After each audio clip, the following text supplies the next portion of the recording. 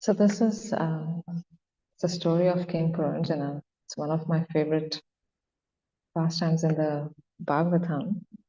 So normally I really hesitate, like I super hesitate from giving Bhagavatam classes because I feel that you have to walk the talk, or yeah. Anyway, I feel that whenever I give a class for the next 3 or 4 weeks, I just get super purified. So that's why I just really hesitate from giving Bhagavatam class. But it was actually Madan Gopal's turn to give class today, but he's cooking, so he couldn't. And so then he asked me if I wanted to fill in. So I said, let me look at the verse. So this verse, I can like 200% relate to it because it's a verse on Asuri Bhava. So I was like, yeah, I can speak on this easily, even without much knowledge of Shastra. So it's a really nice verse relating to the tendencies of the conditioned soul. Om Namo Bhagavate Vasudevaya. Om Namo Bhagavate Vasudevaya. Om Namo Bhagavate Vasudevaya.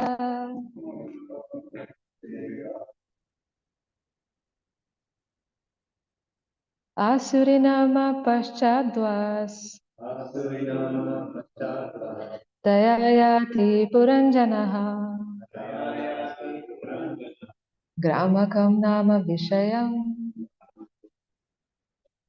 Durmadena Samanvitaha Asurinama Paschadvas Dayayati Puranjanaha Gramakam Nama Vishayam Durmadena Samanvitaha Asurinama Paschadvas Dayayati Puranjanaha Gramakam Nama Vishayam Durmadena Samanvitaha.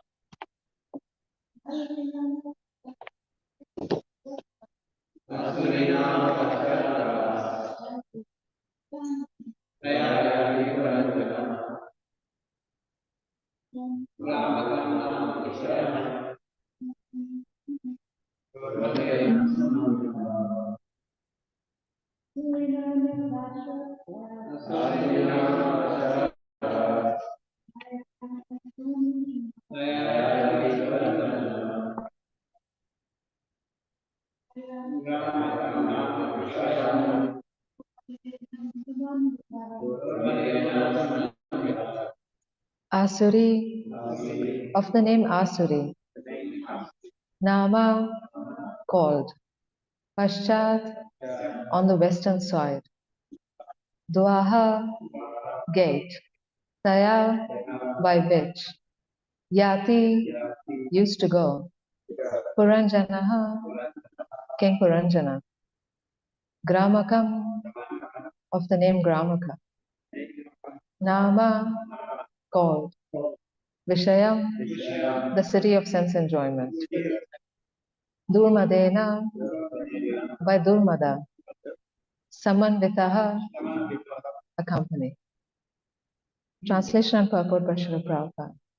On the western side was a gate named Asuri. Through that gate, King Puranjana used to go to the city of Brahmaka, accompanied by his friend Durmada. The gate on the western side of the city was known as Asuri because it was especially meant for the Asuras. The word Asura refers to those who are interested in sense gratification, specifically in sex life, to which they are overly attracted. Thus, Puranjana, the living entity, enjoys himself to his greatest satisfaction by means of the genitals. Consequently, he used to go to the place known as Gramaka. Material sense gratification is also called Gramya, and the place where sex life is indulged in to a great extent is called Gramaka. When going to Gramaka, Puranjana used to be accompanied by his friend Durmada. The word Vishaya refers to the four bodily necessities of life: eating, sleeping, mating, and defending. The word Durmadena may be analyzed in this way. Dur means dushta or sinful, and mada means madness. Every living entity who is in contact with material nature is called mada or mad. It is said, Pishachi paile yena mati channa hoy, maya grasta jivera hoy se bhava uday. Prema vivarta. When a person is haunted, he practically becomes insane. He becomes practically insane. When one is in an insane condition, he speaks all kinds of nonsense. Thus, to become engaged in sense gratification, one has to accept a friend who is durmada or badly affected by the material disease. The words Asuri Nama Paschad Dwaha are significant in another sense. The sunrise is first visible from the eastern side, the Bay of Bengal, and gradually it progresses towards the west. It is practically experienced that people in the West are more addicted to sense gratification. Sri Chaitanya Mahaprabhu himself has certified, Paschimera Loka Sabha Mudha Anacha, CC Adi 10.89. The more one goes to the western side, the more he will find people disinterested in spiritual life. He will find them behaving against the Vedic standards.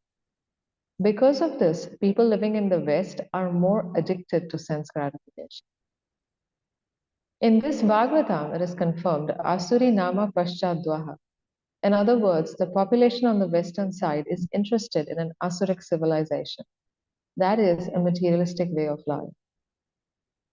Lord Chaitanya consequently wanted this Krishna consciousness movement to be preached on the western side of the world so that people addicted to sense gratification might be benefited by his teaching.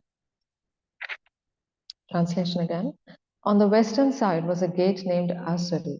Through that gate, King Puranjana used to go to the city of Gramaka, accompanied by his friend Durmada. Om Jnana-timirandasya Jnananjana Shalakaya Chakshurum Maritam Yena Tasmai Shri Guru Varma Vanchakalpatarubhyascha Kripasintu Eva Cha Patitanam Pavanebhyo Vaishnavebhyo Namo Namaha. Jai Shri Krishna Chaitanya Prabhu Nityananda Shri Advaita Gadadhar Shivasadi Gaur Bhaktavya Hare Krishna Krishna Krishna Hare Hare Hare Rama Rama Rama Hare Hare.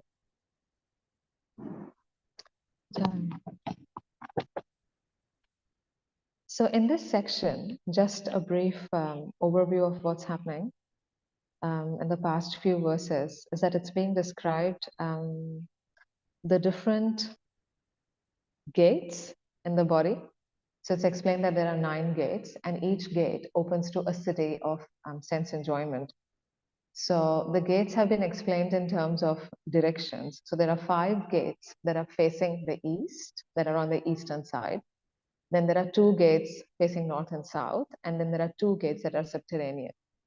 So the 5 gates that are facing the east are, the ones that we have on towards the front. North and south are our ears, and then the subterranean ones are the genitals, which is the western gates. So which is where we are now. We are on text 52, and as explained that each city, each gate opens to a city of sense enjoyment, opens to a certain city, and the living entity is trying to enjoy itself through these different gates.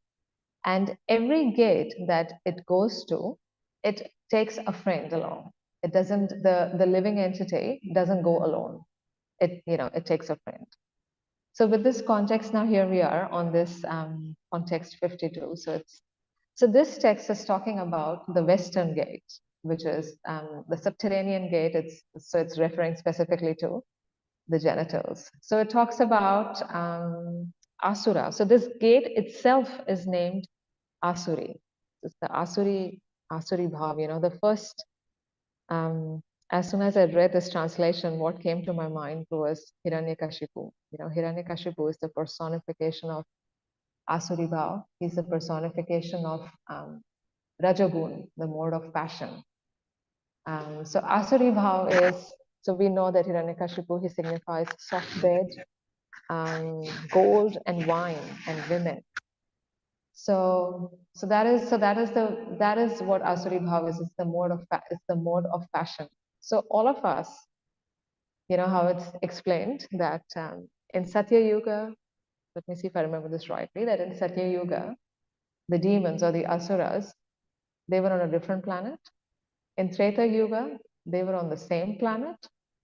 In Dwapar Yuga, they were in the same country. And in Kali Yuga, they're in the same heart. I hope I got that right. So we have both demoniac and divine propensities. Now, most of as we know that love for Krishna is innate in everyone's heart. So which means, that we have all the divine qualities and they are innate within our heart. But because of the influence of Maya, all these tendencies, all our godly tendencies are covered. And what is prominent right now in contact with Maya, we have acquired asuric tendencies. So what does this Asuri Bhava mean? What is it that an Asura likes to do? So we know this from chapter 16 of the Bhagavad Gita, divine and demoniac. So an Asura in essence means that someone who is rebelling against Krishna wants to mimic Krishna. So which means that they want to enjoy sense gratification to the max. They're completely opposed to the idea of serving Krishna. It's about enjoying our gross senses through the sense objects, and it's enjoying the subtle senses, through endeavors for society, friendship, love, honor, position, name, fame, adoration. So that is Asuri Bhav, that I want to be the enjoyer and I want to be the controller. And actually thinking that I am the enjoyer and I'm the controller, and I just want to expand on this. And this is very beautifully explained in 327. Prakriti kriyamanani gunai karmani sarvashah ahankara vimudhatma kartahamiti manyate. So the living entity thinks that I am the doer and I'm doing everything. Everything is under my control. And also Prabhupada explains in 715 the 4 types of people who never surrender to Krishna. So we know they are the Naradhama, the Mudha, the Asuri Bhava, and the Maya Parita Jnana. So these people, they will never surrender to Krishna. And so their main desire in life, the main purpose of the Asuri Bhava is to mimic Krishna. And that's explained in, we read in the first text of chapter 15, where Krishna explains that there is an upside down banyan tree. So what does this upside down banyan tree mean? It means that the material world is a reflection of the spiritual world. So it means that we are doing that the living entity is trying to mimic the activities of Krishna. So what is topmost in the spiritual world is the most abominable in the material world. But the living entity, under the influence of the illusory energy, thinks that if Krishna can enjoy like this, in this topmost way, which is through the mellow of conjugal love, then the living entity thinks that that is the topmost pleasure here as well. And the reason why the living entity thinks like that is because the living entity thinks that Krishna is ordinary and that the spiritual world is ordinary, that we have this, it's called as Pashandi Buddhi, that we see the deity as an ordinary, we just see the deity as ordinary. We see the devotees as ordinary. We see the spiritual master as ordinary. We think Charnamrita is ordinary. So we think because Krishna is ordinary, and if Krishna can enjoy this pleasure, then I can enjoy this pleasure too. and that this is the topmost pleasure. And we see that Prabhupada says that often, that it's this sex desire which is driving, driving the material world in different shapes and forms. It's everyone is chasing the sex pleasure. And that is why Puranjana is now heading to the western gate. Because he knows that of all the other gates, it is this gate that will bring him maximum enjoyment. So we can say that in our own life as well, we all are, at least speaking for myself, that I like to be in a situation where I'm the most comfortable, where I can get maximum satisfaction. So that is what Puranjana is trying to do. So Puranjana is sitting inside this body. So you can think about it that this body is like a bag. Prabhupada often explains that this body is like a bag of flesh. So basically, so this body is like a bag. You can, I don't know if you guys watched these cartoon movies growing up, but I saw this, there was this animated version of Ali Baba and the 40 Thieves. Did you guys have that story? Ali Baba and the 40 Thieves. Okay. So in the animated version, what was there was that, so Ali Baba and all his, his village folk, no, the 40 thieves, they hid themselves in these barrels. This is a long time back, I just vaguely remember, but they hid themselves in these liquor barrels, and these barrels were empty. And they made these small eye holes in these barrels so they could see from the barrels, when the city was going to empty out so that they could attack. So all these thieves, they are sitting inside these barrels with these holes through which they can see. So similarly, we are sitting inside this bag, which has 9 holes. And Puranjana, the living entity, is sitting inside this bag. And it is using each one of this hole to gain as much pleasure as possible. But Puranjana knows that the maximum pleasure is going to come from the hole that's on the western side, because Puranjana wants to imitate Krishna. And when the living entity wants to imitate Krishna, we read this text from this section of lust in chapter 3. It's text 39, where Prabhupada translates very beautifully that thus the wise living entity's pure consciousness becomes covered by his eternal enemy in the form of lust, which is never satisfied and which burns like fire. So now the living entity is captivated by this desire to satisfy his senses, and he knows, that this is where he's going to get it. So Puranjana is headed towards this western gate, and being maddened by this desire, you know, Puranjana's intelligence is covered. His intelligence becomes polluted. So now Puranjana wants to go to the city, which is called as Gramaka. So we see in this translation, through that gate, King Puranjana used to go to the city of Gramaka.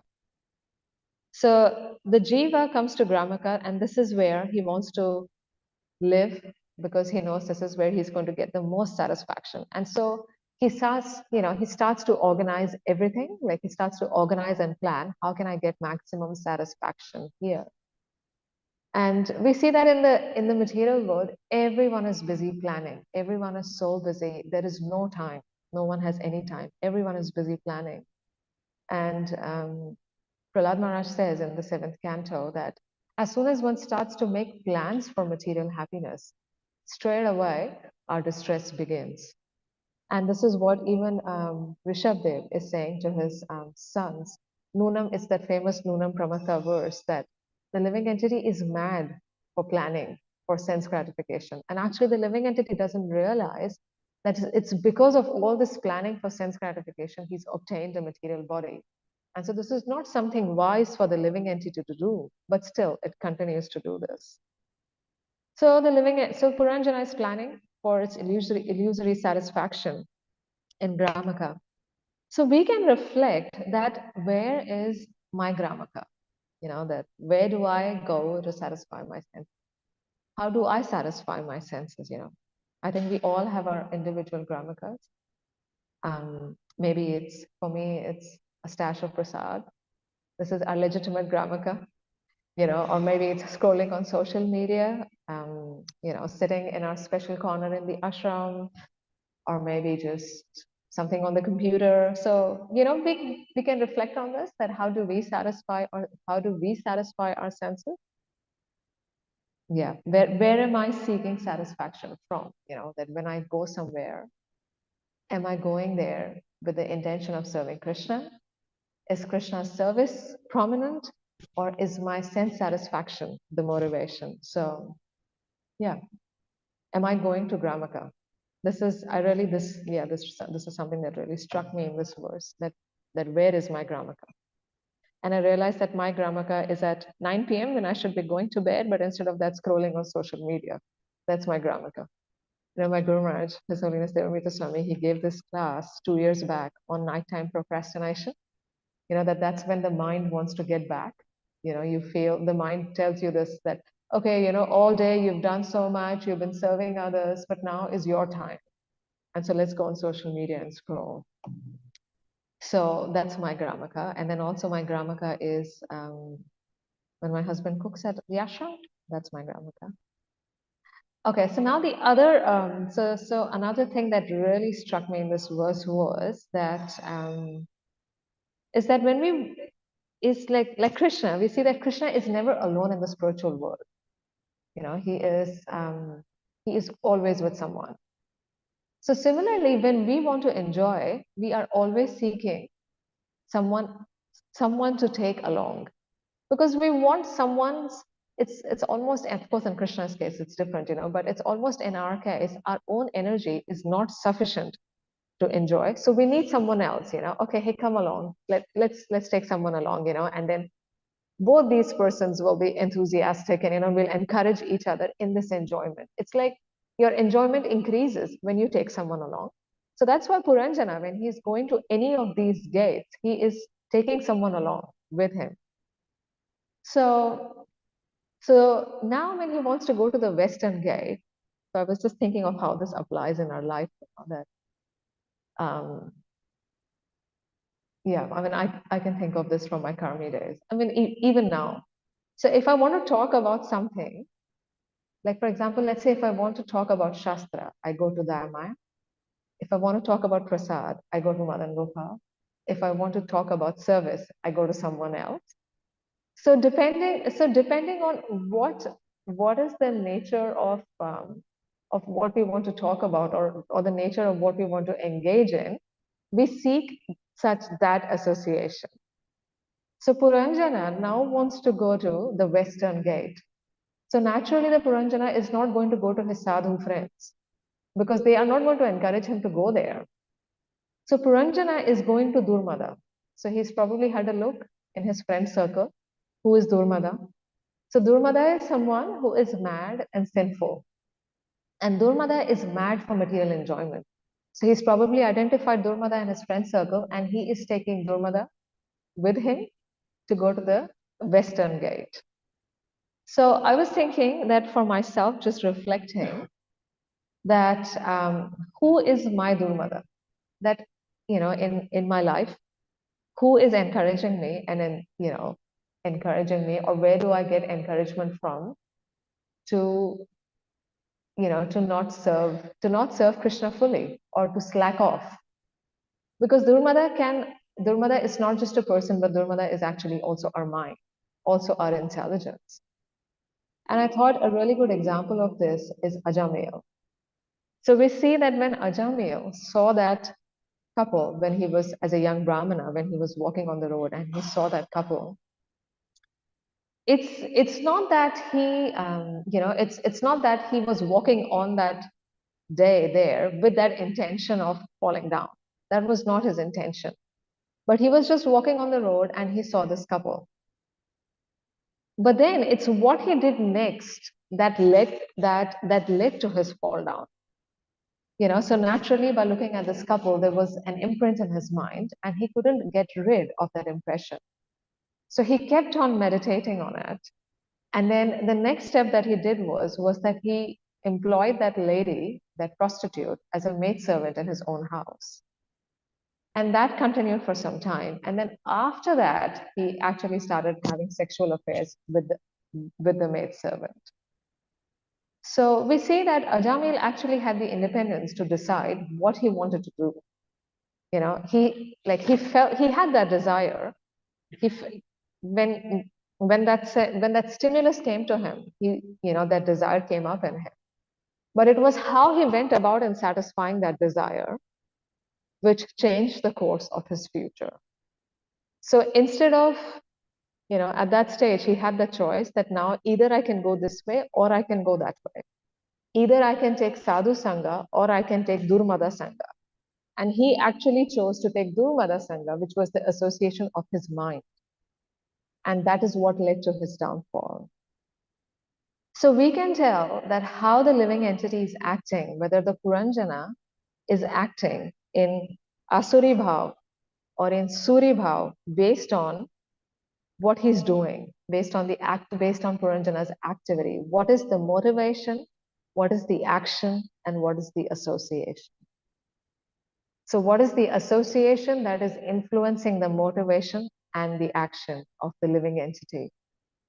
If we see these, then we know that whether the person is acting in Asuri Bhav or the person is acting in Suri Bhav. So we can see that in our own lives, that my action, that my motivation, my action is influenced by what association? Is it influenced by Durmada association or by good association? So I was reading this book by Keshava Swami, and he gives this, in one activity, he talks about how you can read in a deeper way. So he talks about 4 levels of hearing. So which is Shravanam, Mananam, Nididhyasanam, and Vandanam. So Nididhyasanam aspect is the 3rd level, which talks about that once you have heard and once you've contemplated, then you think about how you can apply this in your own life. So I thought that how can we now apply this, what we are hearing here, Nididhyasanam.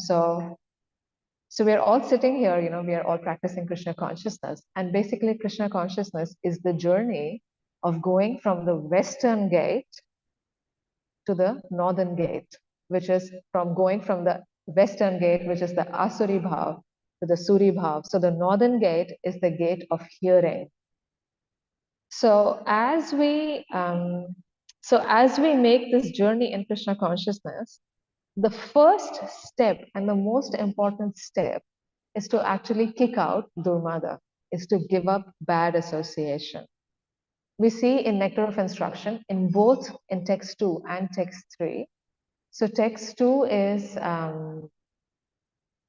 Pratyahara. No, what's the first one? Pratyahara. Sorry, start again. Yes, yeah, Pratyahara, Prayasascha, Atyahara. Yes. Jana Sangascha Lolyam Cha. So in text 2 is Jana Sangas, and in text 3 is Asat Sanga. So in both texts, although in text 3 is giving all the positive things that we are meant to do, that will bring about 100% success in pure devotional service. In text 3 also, it says Asat Sanga Tyag, that we have to give up bad association or asadhu association. And the same thing is being said in text 2 as well. Jana Sangascha, that giving up the association of worldly minded persons who are not interested in Krishna consciousness. So that is the first thing to do, is to actually, and before you can do that, we need to identify what is bad association. So for wherever we are at in our journey in Krishna consciousness, is we need to have association that is going to inspire us to go forward from there. So, we can make a blanket statement saying that, okay, get rid of bad association. But what it actually means is, because we have such limited time and energy that we can expose ourselves to, and because we know that we're so impressionable, so that's why it's very important to choose inspiring association. So when you choose inspiring association, then you automatically alienate association that is not inspiring us to move forward in Krishna consciousness. When you choose association that inspires you to sacrifice more, that inspires you to serve selflessly, that inspires you to come out of your comfort zone, that inspires you to do more than just the bare minimum for Krishna, that is inspiring association. And that is association that we want to see. So association that is, association that inspires us to just survive in Krishna consciousness or just coast in Krishna consciousness, that is good. It's better than bad association. But is that where we want to be? We don't want to coast in bhakti. We want to be progressive. And so that's why we want to seek association that is progressive, that is inspiring us to move forward. Because you can only, because the living entity, we only have so much ability. How many friends can you have? How many talks can you hear? How much, how much can you expose yourself to? We have limited ability, unfortunately. So whatever capacity we have, we should try to make the max of that capacity by going for the best. So that's how I see Durmada, that you get a different friend. And the friend that you get here is, I think is in text, one of the previous texts, which is Shrutadhar. Yeah, it's in text 50. The southern gate of the city was known as Pitruhu, and through that gate, King Puranjana used to visit the city named Dakshin Panchal, accompanied by his friend Shrutadhar. That's text 50. And text 51. On the northern side was the gate named Devahu. Through that gate, King Puranjana used to go with his friend Shrutadhar to the place known as Uttara Panchal.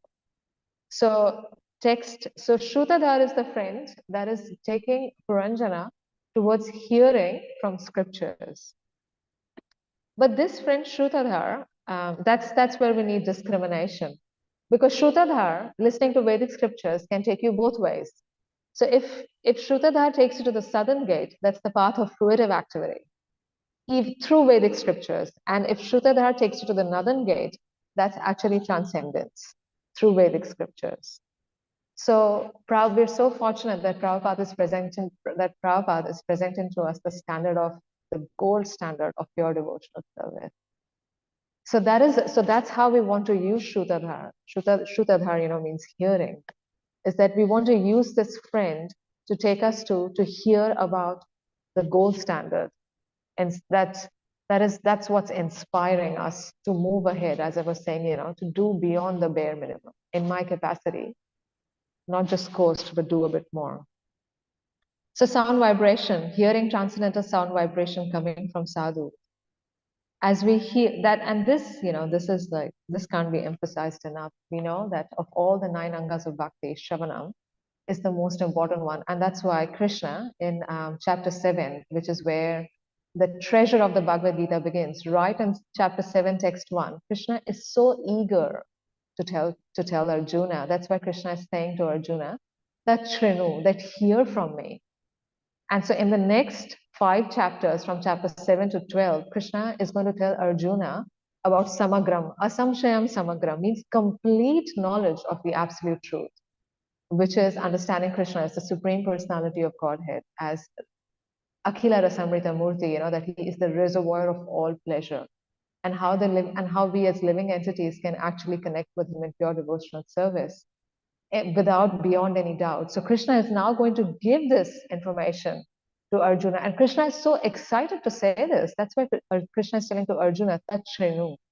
And by hearing from Krishna, by hearing from authority, we get the opportunity to become perfectly Krishna conscious. So Shravanam is such an important process, and it's only when we properly use this. So if you think that you're sitting in a bag with these 9 holes, only when you use these 2 holes properly will all your other holes work properly in proper alignment in Krishna consciousness. If we are not hearing properly, which means if we are not hearing from inspiring association, that is constantly like shaking us out a bit, okay, come on, you can do a little bit more, then our other gates will slack off. So only when ears and tongue are properly used, then all other gates can be properly engaged. And this is what Krishna is assuring Arjuna, when Arjuna tells in chapter 6 to Krishna that what you're saying is all good, about controlling the mind, but actually the mind is more turbulent than the wind. And so then Krishna explains that it is possible by suitable practice and detachment. And that's what Prabhupada is explaining in the purport, that what is that suitable practice? That suitable practice is Shravana. It's because by hearing about Krishna, the mind becomes detached from everything that takes us away from Krishna. And by hearing about Krishna, we get something called as Parishanubhav, is that we get that higher taste. And by tasting prasad and by chanting Hare Krishna. So these three things, they work in, what is it? Tandem. So it's a very, very powerful process. And then, of course, we have those famous set of verses from in the Srimad Bhagavatam, which explains how the process of hearing actually works. So the process of hearing, it has different stages. So in the initial stages, when we engage in Shravanam, as we know from the first text of Shikshastakam, that it's Chetodarpana Marjanam, and also in Srimvatam Swakatha Krishna, Punya Shravana Kirtana, Hridyantasto hi Bhadrani. So the first step is cleansing. And so what happens is that as we listen more and more, we become more and more cleansed. We become more and more purified. The more and more purified we become more and more fixed in devotional service. The more and more fixed we become in devotional service, then the effects of nature's modes of passion and ignorance, they start to go away. And as these effects disappear more and more, and once these impurities are completely wiped away, then we become fully fixed. And once we become fixed, like at that stage when we're in the mode of, when we are not affected by these, then when we hear, then when the transcendental sound vibration enters the ear, it actually awakens prema in the heart. Like right now, when we are hearing, it's not awakening prema in our heart. It's because right now what is happening is that we are getting purified. And once we are purified, then as soon as the transcendental sound vibration enters or we come in contact, prema awakens in the heart. So that is the potency of the sound vibration. Often we are thinking, well, at least I'm thinking, that I'm hearing all this, but what's actually happening? But it's working. It's definitely working. And this is the reason why we have to hear every day. It's nityam. Maya is often telling us, okay, come on, you've read these books, you're reading them every day, you're hearing lectures. It's okay, what if you don't read one day? What's the big difference? You know the philosophy. But Maya is so strong, illusion is so strong that every Maya is acting on us 24/7. We're constantly in illusion.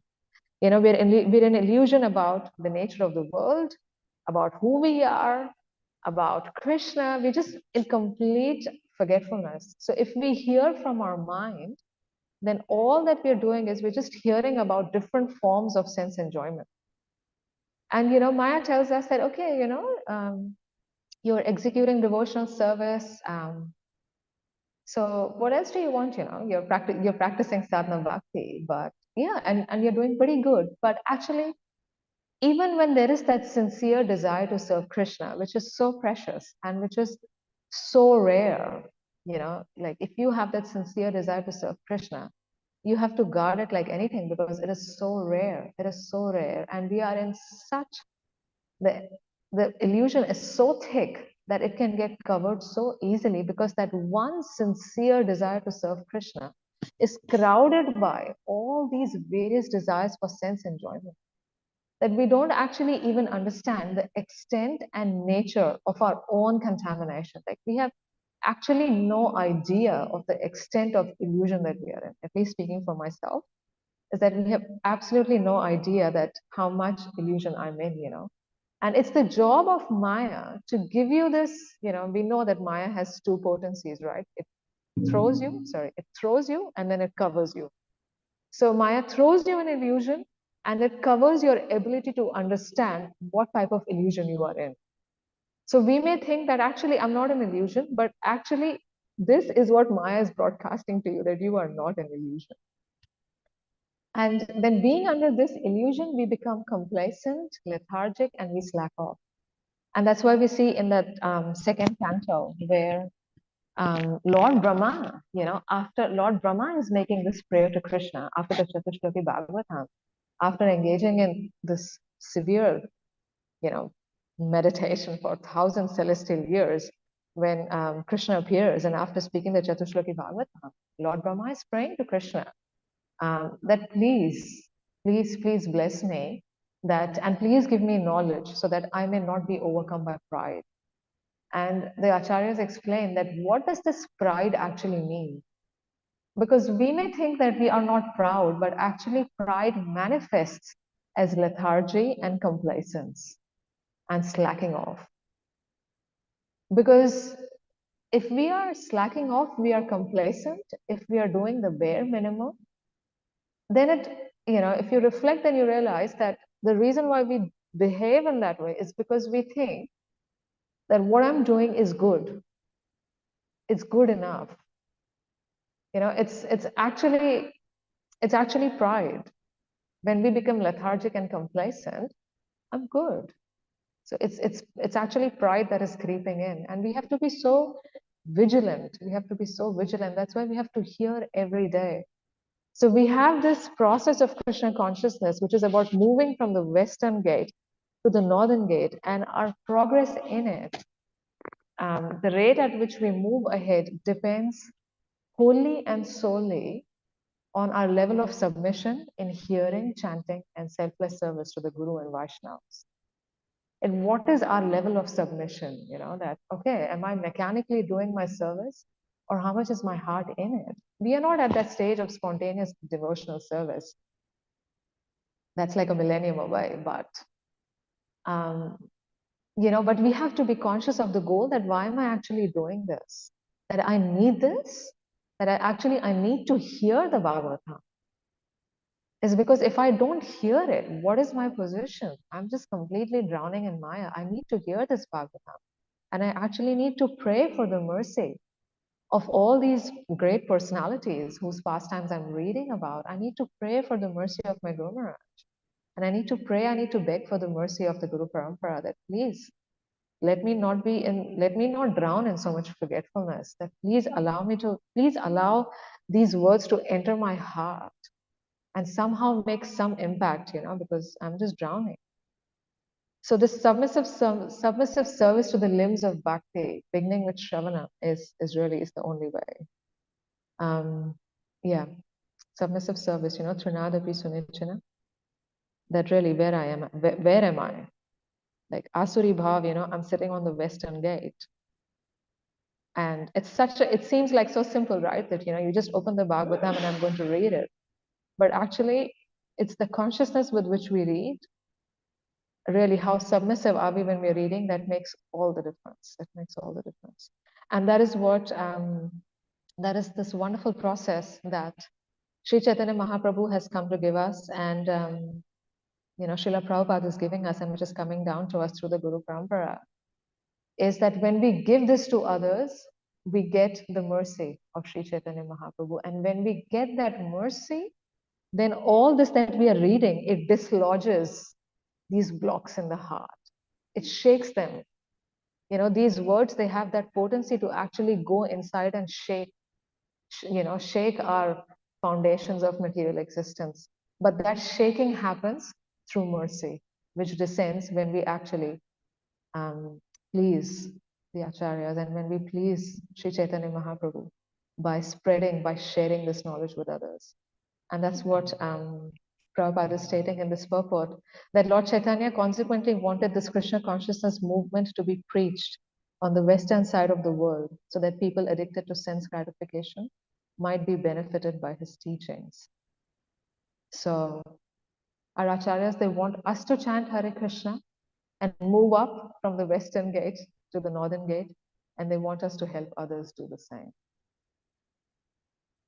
And we just, it's possible by humility, that actually I personally have no qualification, because I'm sitting here, on the western gate. So how am I able to share anything with anyone? What potency do I have?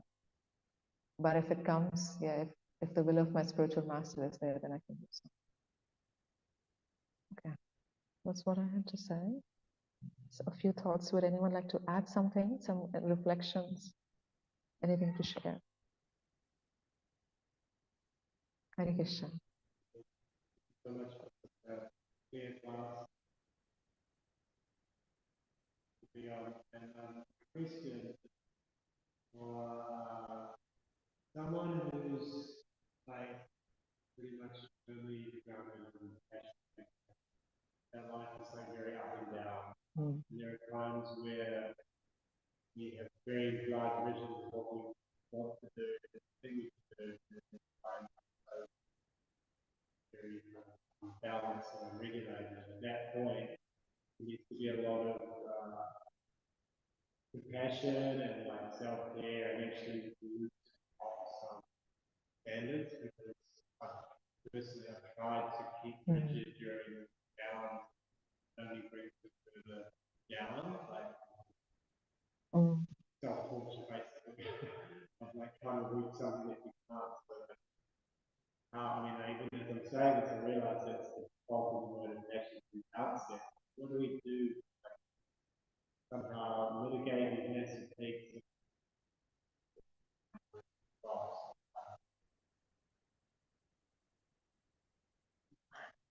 This is where my social media scrolling will help me. It was just, I think it was just maybe 3, 4 days back. I saw this post by Keshava Swami, which I really liked. I think you must have seen it too. He was saying that, oh gosh, maintain a consistency, maintain, it was something about intensity, have an intensity which you can maintain with a consistency so that it will increase your purity. So the point is that you need to identify what is the intensity that you can work with consistently so that it's not that you're going through phases of passion and ignorance. So what is it that you can do but you can do consistently? So I'll give you an example of my favorite example is Dayamaya. I think she's really just an outstanding example of consistency. Like every day she will go and she does a fixed amount. It's not that she goes and she does like 8 hours on the street. Um, but she does what she does, and she does that knowing very well what is the capacity of her body and mind, and knowing that how much refuel she needs, how much time she needs to refuel herself. So we need to have a very realistic um, gauge of our own capacity, which we get by consultation with seniors. So we can understand that actually this is what I can do. And then we're always striving to go up from that. But it's not that this is what I can do it's not that it's bare minimum, like Vaisheshekar Prabhu, he always gives that example. There is the stress zone, comfort zone, and there's the stretch zone. So you want to make sure that you're hitting your stretch zone regularly, because otherwise you will not have the motivation to chant Hare Krishna with attention or to beg for that mercy that Krishna, please help me to do this. If we never stretch ourselves, then we will have this, that okay, I got this. I got this, and I don't, it fits in my schedule and it works according to my capacity, and I don't really need to, pray to Krishna for more. Like for example, Sankarshan Ram Prabhu is here. Um, I was recently, they hosted Mother Urmila. I think they also hosted some other sadhus. So they had a home program. So I had gone, and I was just telling Kathamrita that I just find it absolutely amazing how you've done this. That you have a young child, and it's hard. It's quite hard being a new single mom, but going out of your comfort zone to host, to host a guest, and that also for quite some time. Like so it's going out of your comfort zone. It's actually like if we never take anxiety for Krishna, then we will never experience the sweetness of Yagya. That's the point. Yeah. But also, you don't want to go through this. And the background is that actually to increase our capacity, we have to be very prayerful. Yeah. There has to be a lot of prayer there that actually, Krishna, I'm not able to do this. Yeah, and I really need a lot of help. and support. This is actually beyond my capacity. Whatever we do is beyond our capacity. Really, as living entities, we're so tiny. We just hardly have any capacity at all. Everything, in this section, we are seeing that how the living entity is going to different gates, but actually all the gates first appeared when Krishna desired for them to appear. When Krishna felt thirsty, that's when, the tongue, the palate appeared. When Krishna wanted to see, that's when the eyes appeared. So all our senses actually are coming from Krishna. Krishna is Rishikesh. Mahavishnu, it's explained that in the process of creation, that Mahatattva or Mahavishnu, he represents sense energy and he represents mental force. So when we are going through our peaks and when we are going through our troughs, if we are always praying to Krishna, that Krishna, please give me the energy to do this, yeah, then it will come. And he will not yeah. And also how to do things in a balanced way. Because it's you have that balanced way of doing things, but it doesn't mean that your spirit has to go down. Right now, what happens is that body goes down, spirit goes down, But yeah, it comes with it comes as you go ahead. Okay. Hare Krishna.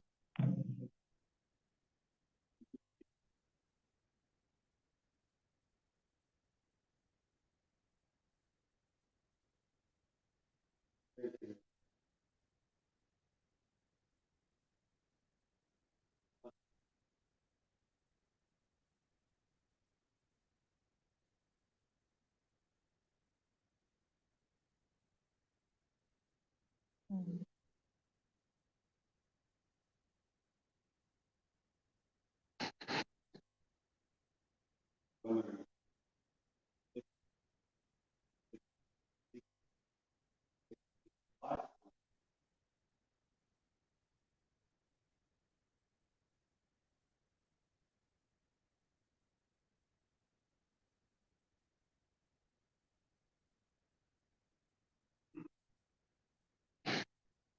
You answered it. Yeah, yeah. That's what I would say. I think that is the um, yeah. That someone else had also asked this question. So our New Zealand yatra is quite small. So um, that's one thing. But on the other hand, there's also, the mind is also so expert.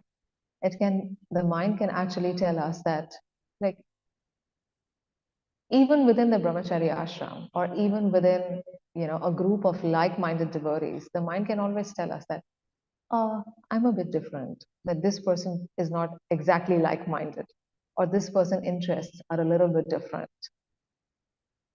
Do you find that happens? Do you find that happens? That even, that even that you can be in the association of 100 brahmacharis, but you may still feel like, oh, that may be, that's, what do you think?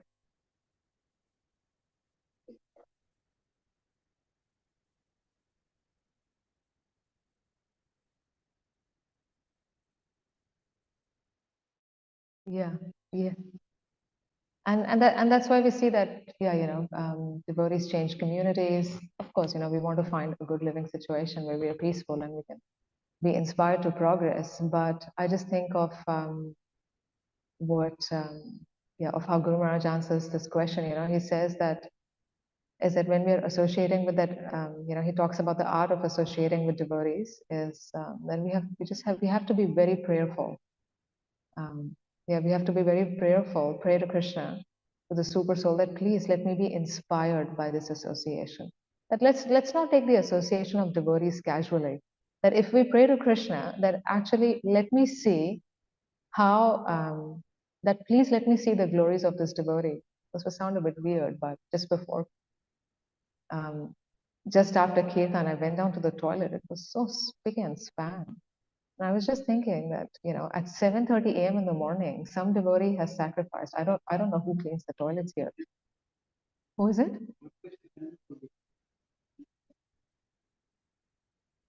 Wow. So I was just thinking, that this devotee here, um, is so clean for like it's just been cleaned, and it's like this person has probably, like sacrificed their time, has sacrificed their time for chanting and reading, and actually come and cleaned the bathroom so that the devotees who come for the morning program can have a nice, clean facility to use.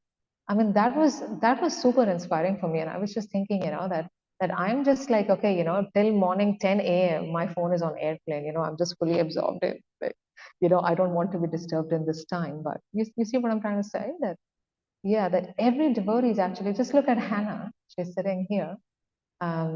Recently, when Guru Maharaj was here, we went for darshan, and he was asking her that how do you make Lakshmi? And she was saying that she busks, and she was saying that she actually plays kirtan, like she plays Namo Vishnu Padaya, and people give her Lakshmi.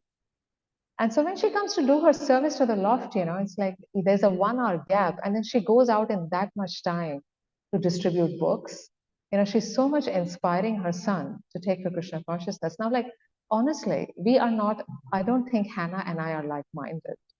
I mean, I don't know much about her, but, it's like my interests are very different, I think, from Hannah's. I'm not at all musical, but like her, the service attitude, the desire to serve Krishna is so strong there, and it's so inspiring. That you come there, you do your whole day, you do your service, and then you run out, you busk a bit, you distribute books, then you come back. You're taking the risk of letting your son become a brahmachari. There's yeah, so that's yeah. If we pray to Krishna, then we can be inspired by the glories of devotees who are around us. I don't know if you saw the roster yesterday, but I put this point by what's his name? Chaitanya Sriram Prabhu. And and and basically what he was saying was that if you appreciate someone's external achievements, then you increase their extrinsic self-worth. But if you appreciate their commitment, then you increase their intrinsic self-worth. So if you appreciate what someone has done, then it kind of encourages this feeling, okay, that I will get appreciated if I do this thing, but if I fail to do this thing, then I won't get appreciated. But actually, if you appreciate someone's commitment, then no matter whether the external result is there or not, the devotee will be inspired to keep, to act at that level. So because finally, what we do externally, the service that we do, it all comes from inspiration. And we can be inspired by others' commitment and others' level of sacrifice in what they are doing. Like Sankarshan Ram Prabhu, he's here early in the morning. He has a young child at home. He's here. This Prabhu, he was leading Kirtan so nicely. It was such a nice Guru Puja Kirtan. Everyone else was being humble. But you started leading with such a nice Kirtan. And Jagatpati, you're here. You live in Otahu. But yeah, like everyone is sacrificing. So we just have to see that and pray to Krishna. We have to pray to Krishna to be able to see that. And if we get like-minded association, then we have to be so grateful for it. Yeah, if we are grateful for it, then Krishna will send more.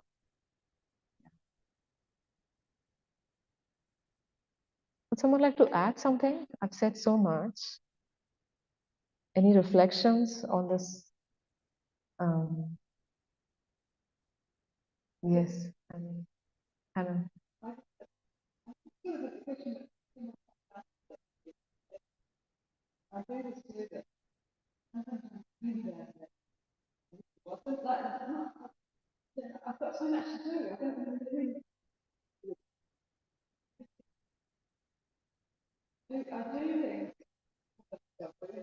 Yes.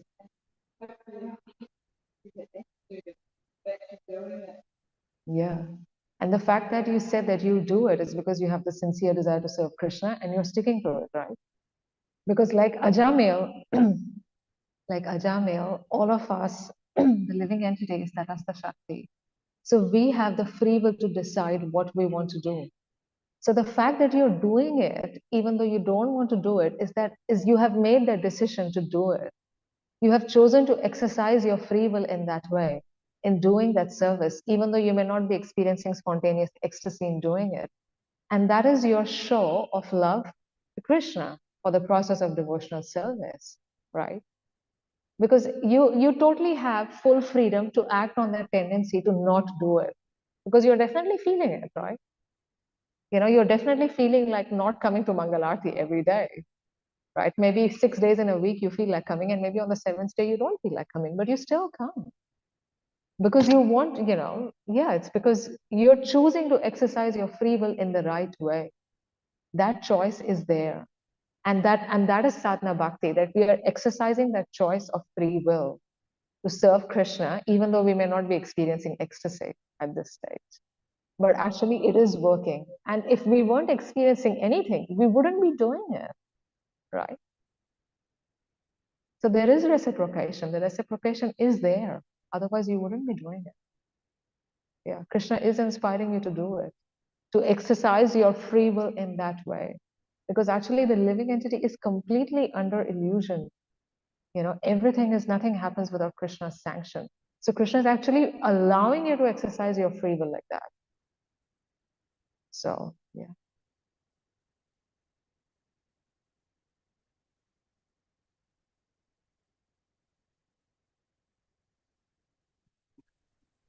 Hare Krishna. I know.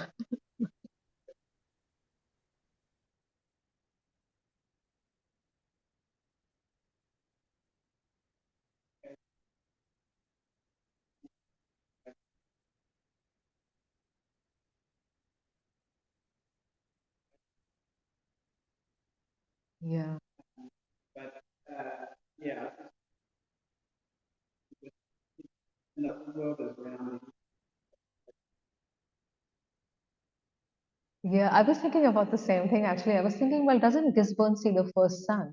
But then I thought that how Dinabandhu Prabhu, when he was here, he was saying that New Zealand is like Patala Loka. New Zealand is literally like the Western Gate.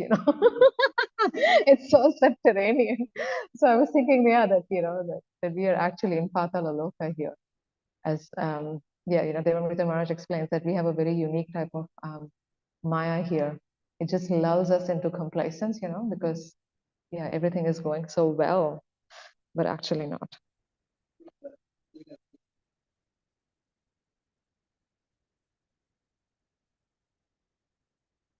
Mm. Yeah. Yeah. Thank you so much. Granth Srimad Bhagavatam ki jai.